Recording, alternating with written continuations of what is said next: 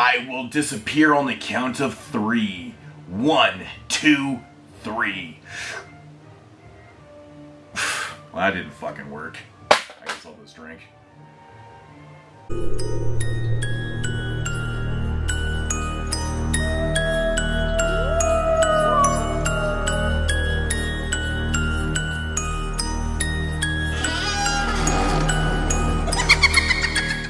Yo, what's up everybody? Welcome to day 23 here on the 31 Days of War. I am your host Moon616, and thank you once again for stopping in, guys. Yeah, day 23 is here, and we're taking it all the way back to 1932 with a, old school black and white film. Of course, this one is coming straight out of the silent era.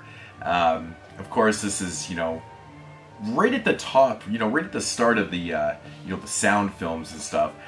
This one right here is starring Edward Lowe and, of course, Bela Lugosi. Released by 20th Century Fox, and like I said, from 1932, and it is called Chandu the Magician. This is a film that I've heard things about, and I came across this this Fox Century Classics box set. I've actually had both there's two different volumes. I've had these box sets in my cart forever.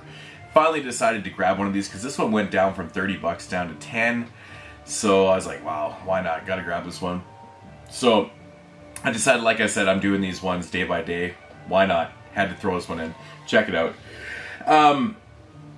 But yeah, get into the plot of this one. It basically centers around the story of a scientist by the name of Robert Regent. He has just put the finishing touches on his masterpiece. He's just developed this death ray gun, and it's like a gun that can, take out full cities, with one type of blast and stuff. So he's like this mad type scientist and stuff. Anyways, he gets kidnapped by a character by the name of Roxar, played by Bela Lugosi. And, of course, his death ray gun falls into his hands, and, of course, Roxar is a evil mastermind, and now he's got plans to take over the entire world.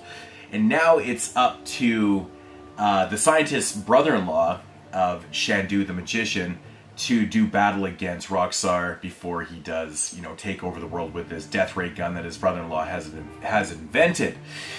And yeah, that's basically the premise of the film. Now, my thoughts on this one.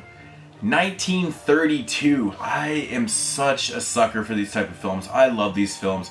I know so many people, always tell me, like, how can you watch these older films? The acting is so over the top and stuff. Sometimes the acting is over the top, but I have to say the acting is good in this one. Bela Lugosi plays a great antagonist, man. He's awesome in this.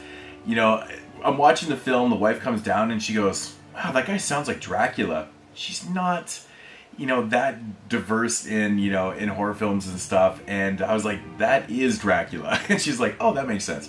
But yeah, he pulls off a great performance. He just pulls off that evil mastermind, that evil mind, so well in this. I love his character. He's just fantastic. He's just evil in every scene. Like I said, I was really surprised by the acting in this film. It was actually pretty well done. I have to say the guy, Edward Lowe, who plays Chandu the Magician, did a really good job in this one too. There's a lot of really interesting things going on in this film, like, almost semi-interracial relationships and stuff, which I thought was quite interesting for 1932, because that's something that was really not focused on or even kind of talked about or even shown on film, back in, the beginning of the Depression. Just really not the time for it. But I think the biggest thing about this film is the setting of the film is really fantastic. It's set in Egypt, so it has that total Egyptian feel to it. With the pyramids and just all the Aztec or whatever it is, the Egyptian hieroglyphics and stuff like that everywhere. I really like that. The settings and the sets that they use in this are fantastic. They create such an awesome feel and atmosphere to the film, which is something I really love in these older films. It just feels so right when you're watching it. But one of the biggest things about this film that really surprised me was the amount of effects that were used. I know they superimposed, or whatever it's called, with a lot of the effects, with a lot of fire effects and kind of ghostly things. Of course, Chandu the Magician, his weapon is his mind. he basically, uses his mind as a magician to create illusions, and it's like hypnotism. They call it hypnotism back, in these days, and it was able to allow him to fight against people and, kind of create situations that were, not reality for his foes. It's kind of interesting how they used it, how they, with the whole, with that kind of element. I thought that was really interesting because, it just wouldn't work today. So it's kind of an element that would only work back in these days. But I thought it was quite interesting. Hypnotism, what we think is hypnotism is, what we know as hypnotism, but, he was basically kind of almost changing reality with it in this film. It's kind of far-fetched a little bit, but it does work and it's fun.